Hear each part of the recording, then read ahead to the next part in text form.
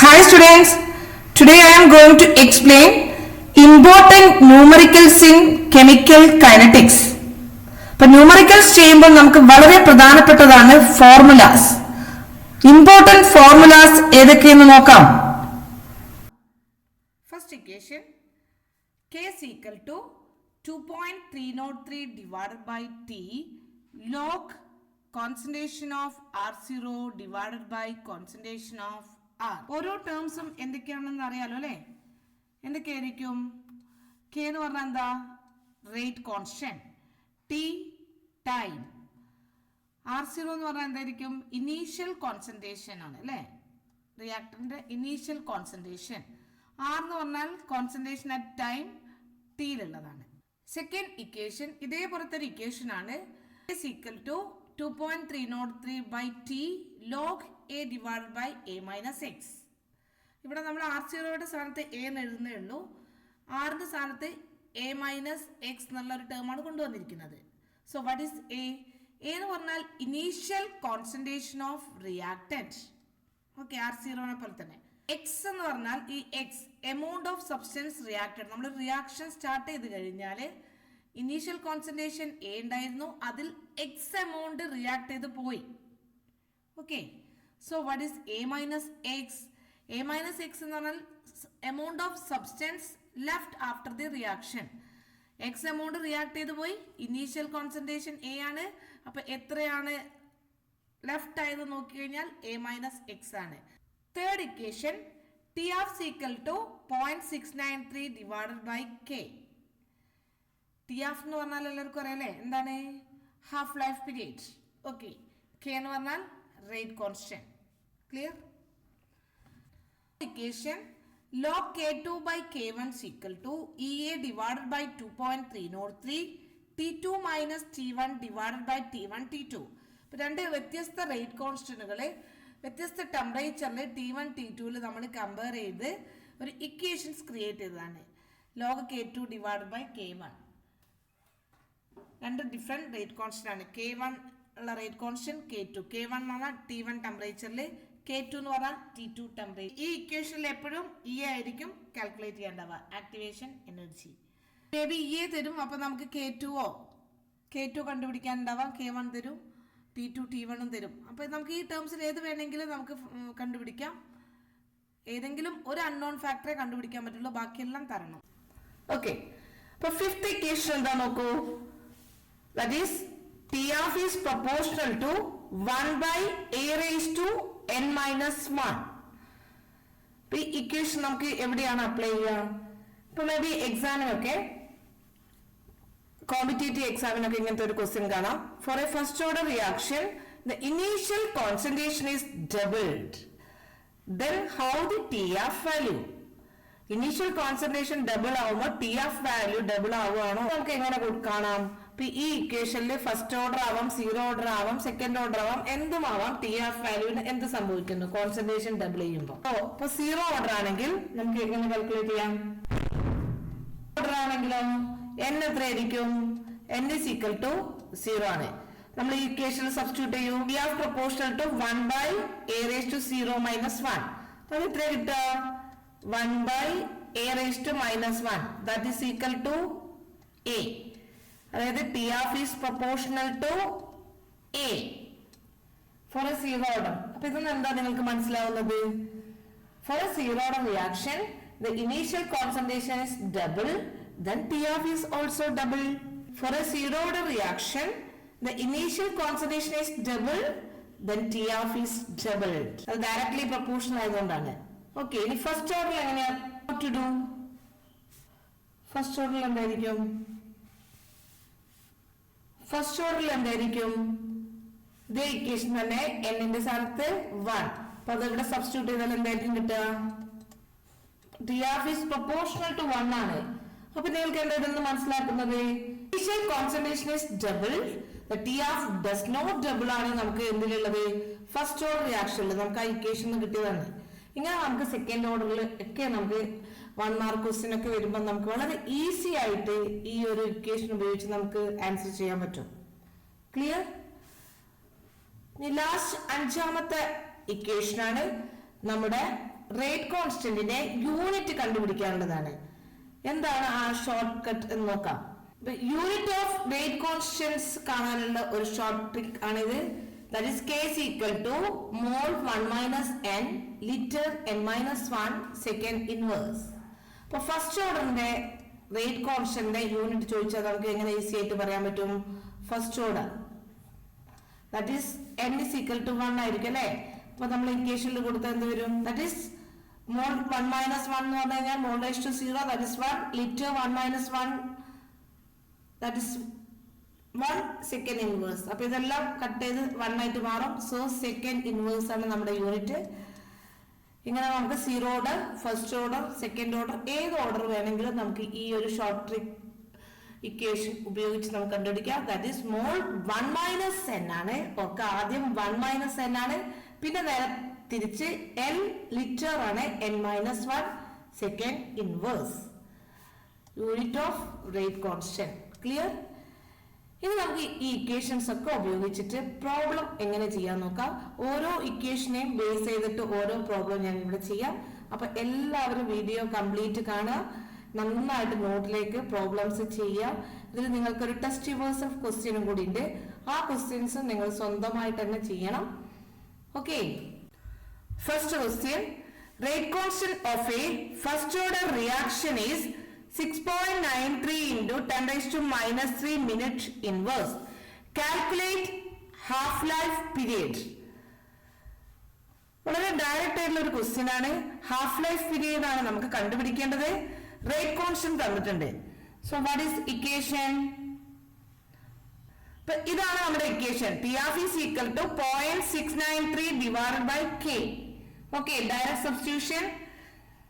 K തന്നിട്ടുണ്ട്. Okay, calculation സ്റ്റെപ്സിൽ നമുക്ക് substitute ചെയ്തു. അപ്പൊ ഇതിന് നമ്മൾ ജസ്റ്റ് ഇതിന്റെ കാൽക്കുലേഷൻ ഈസി ആക്കാൻ വേണ്ടി ഈ രീതിയിൽ ഇത് രണ്ടും ക്യാൻസൽ ചെയ്തു. So we get 1 by 10 raised to minus 2 that is equal to 100 minutes. The second question നോക്കാം. A first order reaction is found to have a rate constant തന്നിട്ടുണ്ട് 5.5 into 10 raised to minus 14 second inverse. Find half life ആണ്. Same question ആണ്. So test yourself question ആണ്. അപ്പൊ നന്നായിട്ട് ചെയ്യാം, ഇതിന്റെ answer കണ്ടെത്തുക. Okay, third question. Rate constant of A first order reaction A gives product is 0.016 minute inverse. Calculate time required for 80% reaction to be completed. ഇവിടെ calculate time ആണ്, T ആണ് calculate ചെയ്യേണ്ടത്. അപ്പൊ നമ്മുടെ ഈ ക്വസ്റ്റ്യനുമായിട്ട് ബന്ധപ്പെട്ടുള്ള ഇക്വേഷൻസ് ഏതാണെന്ന് നോക്കാം. ഓക്കെ, ഇതാണ് നമുക്ക് ഇതുമായിട്ട് റിലേറ്റഡ് ആയിട്ടുള്ള equation. 2.303 by t log a by a minus x. ഇവിടെ തന്നിരിക്കുന്ന ഡാറ്റാസ് എ തന്നിട്ടുണ്ട്, കെ തന്നിട്ടുണ്ട്. എ എന്ന് പറയുമ്പോൾ പെർസെന്റേജ് തരുമ്പോൾ എയുടെ ഇനീഷ്യൽ കോൺസെൻട്രേറ്റ് 100 ആയിട്ട് എടുക്കുക. സോ എത്ര 80% ആണ് റിയാക്ട് ചെയ്ത് പോയത്. സോ a മൈനസ് എക്സ് എന്ന് പറഞ്ഞാൽ 100 മൈനസ് 80 ആണ്. അത് ഇവിടെ സബ്സ്റ്റിറ്റ്യൂട്ട് ചെയ്യുക. ടൈം ആണ് കാണേണ്ടത്. ഡയറക്റ്റ് സബ്സ്റ്റിറ്റ്യൂഷൻ ആണ്. ഒന്ന് സബ്സ്റ്റിറ്റ്യൂട്ട് ചെയ്യാം. വീഡിയോ പോസ് ചെയ്യുക, എല്ലാം സബ്സ്റ്റിറ്റ്യൂട്ട് ചെയ്യുക, ആൻസർ കണ്ടെത്തുക. അതിനുശേഷം നിങ്ങൾ ആൻസർ ചെക്ക് ചെയ്യുക. ഓക്കെ, റെഡി അല്ലേ?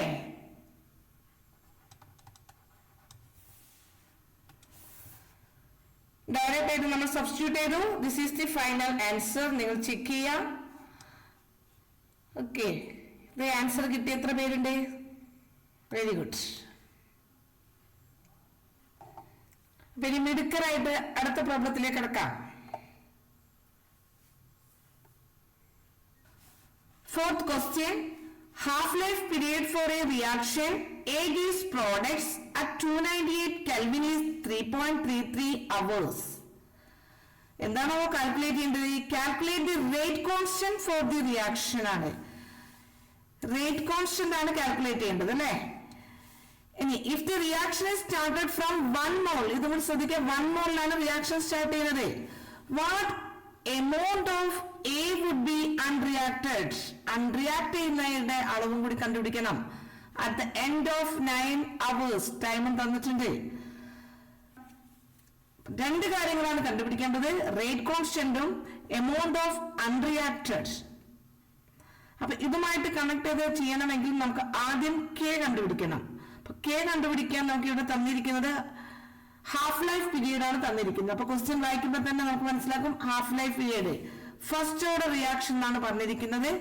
So what is A equation? Half ലൈഫും കെയും തമ്മിലുള്ള റിലേറ്റഡ് ഇക്വേഷൻസ് ആദ്യം എഴുതാം, അതിൽ നിന്ന് നമുക്ക് കെ കാൽക്കുലേറ്റ് ചെയ്യാം. ഓക്കെ, അപ്പൊ നിങ്ങൾ ചെയ്തല്ലോ അല്ലേ? ഹാഫ് ലൈഫിന്റെ ഇക്വേഷൻസ് ഇതാണ്. K is equal to 0.693 TR first ഓർഡറിന്റെ ആണ്. ജസ്റ്റ് TR ഇവിടെ തന്നിട്ടുണ്ട് 3.33 അവേഴ്സ് തന്നിട്ടുണ്ട്. നമ്മൾ ഡയറക്റ്റ് സബ്സ്റ്റിറ്റ്യൂട്ട് ചെയ്തു, ആൻസർ ആയി. ഫസ്റ്റ് ഭാഗം കഴിഞ്ഞു. സെക്കൻഡ് പാർട്ട് എന്താണ്? അൺറിയാക്റ്റഡ് എമൗണ്ട് എത്രയാണെന്ന് അറിയണം അല്ലെ? Amount of A would be unreacted. അപ്പൊ അതിനുള്ള ഇക്വേഷൻസ് ഒന്ന് നിങ്ങൾ എഴുതിക്കേ. നമ്മൾ എഴുതുന്ന ഇക്വേഷൻസ് ഉണ്ട്. അപ്പൊ ഇതാണ് സെക്കൻഡ് പാർട്ടിന്റെ ഇക്വേഷൻസ്. അൺറിയാക്റ്റഡ് കാണാനുള്ള ഇക്വേഷൻസ് ആണ്. ഇതിൽ നമുക്ക് ഏതൊക്കെ അറിയാൻ കാര്യങ്ങൾ ഏതൊക്കെ കെ നമ്മളിപ്പോ കണ്ടുപിടിച്ചു വെച്ചിട്ടുണ്ട്. ടൈം ഇവിടെ 9 hours തന്നിട്ടുണ്ട്.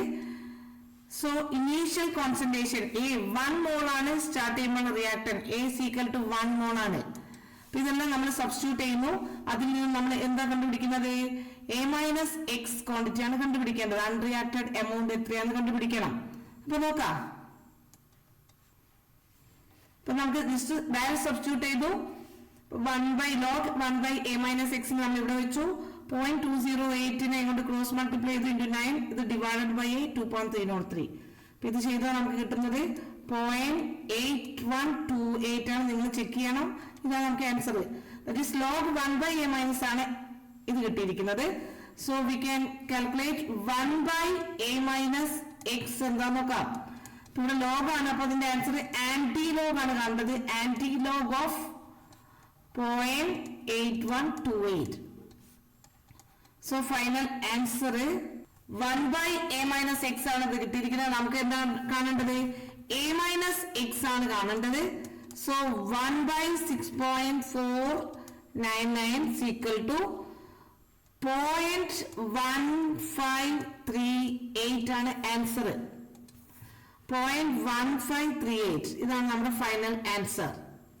അതായത് amount of reactant left after the 9 hours. Clear? Question നമ്മൾ തൊട്ട് മുന്നിൽ ചെയ്ത 2 ക്വസ്റ്റ്യൻസ് കൂടി ക്ലബ് ചെയ്തിട്ടുള്ള ഒരു ക്വസ്റ്റ്യൻ ആണ്. സോ നിങ്ങൾ അത് നന്നായിട്ട് തറവാണെങ്കിൽ നിങ്ങൾക്ക് വളരെ ഈസി ആയിട്ട് ഈ ക്വസ്റ്റ്യൻ ചെയ്യാവുന്നതാണ്. Rate constant of A first order reaction is 2.3 × 10⁻⁻⁴ second inverse.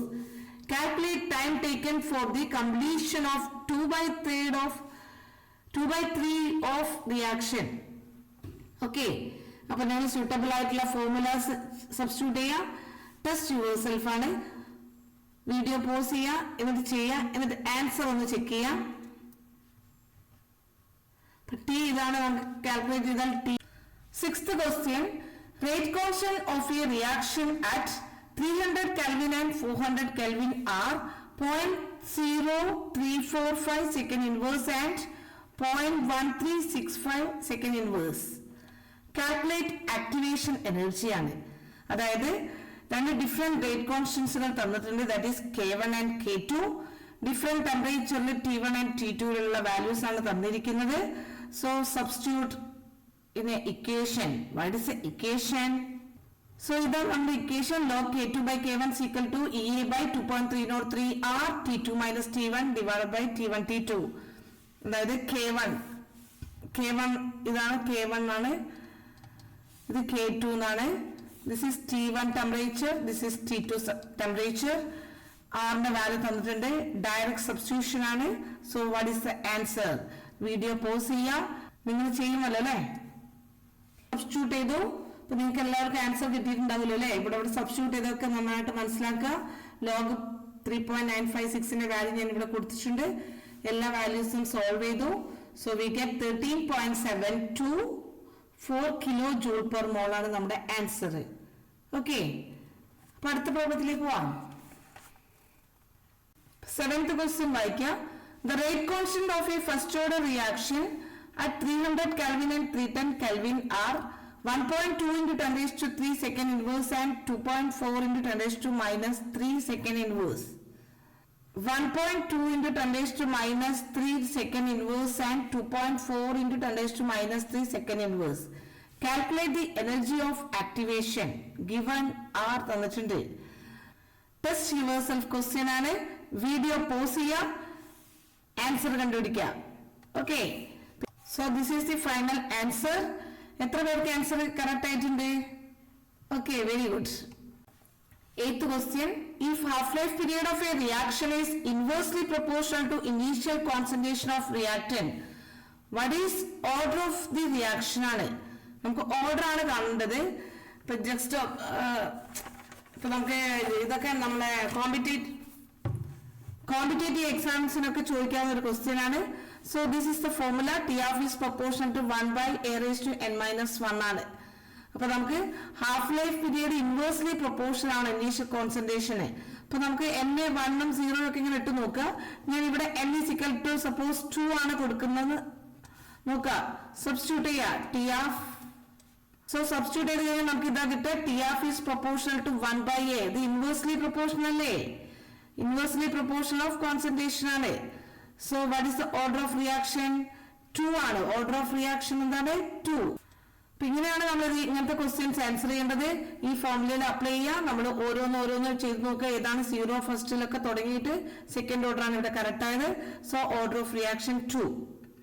Okay, clear. പിന്നെ നിങ്ങൾ ഇതുപോലത്തെ മോഡൽ ക്വസ്റ്റ്യൻസ് ഒരുപാട് പ്രാക്ടീസ് ചെയ്യാം. ഇതെല്ലാം കുട്ടികളെ നോട്ടിലേക്ക് എഴുതി വെക്കണം. പിന്നെ ഇങ്ങനത്തെ മോഡൽ ക്വസ്റ്റ്യൻസ് ഉണ്ടാവുന്നതായിരിക്കും നിങ്ങളുടെ ബോർഡ് എക്സാമിനും അതേപോലെ തന്നെ കോമ്പറ്റേറ്റീവ് എക്സാമിനും നിർബന്ധമായിട്ടും ഉണ്ടാകുന്ന ടൈപ്സുകളാണ്. Okay, if you like this video, you please click on like button and share this video to your friends and subscribe my channel for more updates. Thank you for watching.